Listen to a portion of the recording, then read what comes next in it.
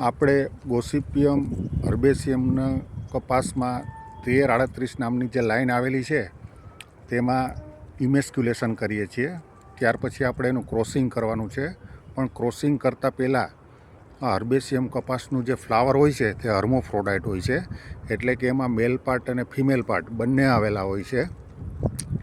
એટલે આપણે એમાંથી રિમૂવલ ઓફ ધ એન્થર, કે જેને આપણે ઇમેસ્ક્યુલેશન કહીએ છીએ, એ પ્રક્રિયા કરવી પડે છે, કે જે આપણે અત્યારે કરી રહ્યા છીએ. કે સૌથી પહેલાં આપણે એમાં જોયું કે અનઓપન ફ્લાવર, એટલે કે જે ખુલેલું નહોતું એવું ફ્લાવર આપણે પસંદ કર્યું. અને ત્યારબાદ એની ઉપર જે આપણે પેટલ્સ હતી એને દૂર કરી. ત્યાર પછી હવે આપણે ફ્લાવરમાંથી એન્થર છે એને દૂર કરી રહ્યા છીએ. અને આપણે જોઈ શકીએ છીએ કે આ જે એન્થર છે એ બધા પ્રી મેચ્યોર છે, એટલે કે એમાં ડેહિસન્સ થયું નથી, એમાંથી પરાગરજ ખરી નથી. એટલે એ એન્થરને આપણે દૂર કરી રહ્યા છીએ.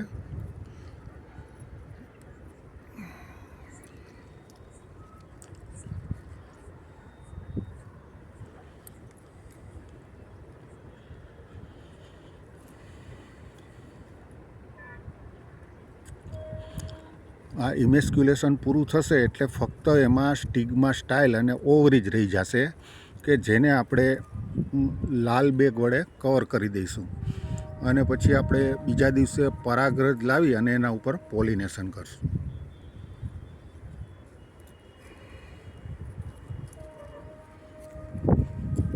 હવે આપણે જોઈ શકીએ છીએ કે આપણને સ્ટિગ્મા અને સ્ટાઇલ ચોખ્ખી દેખાય છે. ઓવરી અંદર આવેલી છે, પણ સ્ટિગ્મા અને સ્ટાઇલ આપણને અત્યારે ચોખ્ખી દેખાય છે.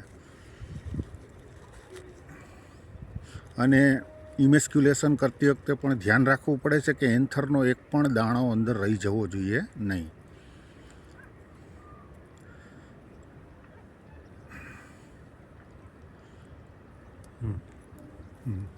તો આ ફ્લાવર તો આપણે જોઈ શકીએ છીએ કે એનું કમ્પ્લીટ ઇમેસ્ક્યુલેશન થઈ ગયું છે. હવે એનું આપણે બેગિંગ, એટલે કે એને લાલ બેગ પહેરાવી દઈશું. અને બીજા દિવસે પોલિનેશન કરી અને ત્યારબાદ એને ઉપર આપણે સફેદ બેગ પહેરાવશું, એટલે આપણને ખબર પડે કે ભાઈ સફેદ બેગમાં પોલિનેશન થઈ ગયું છે. આ લાલ બેગ પહેરાવી એનો મતલબ એવો છે કે આમાં ઇમેસ્ક્યુલેશન થઈ ગયું છે પણ પોલિનેશન બાકી છે.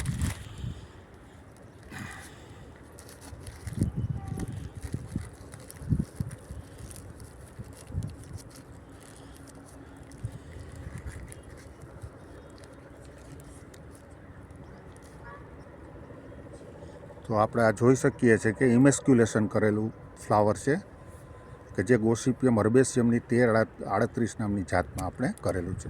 Thank you.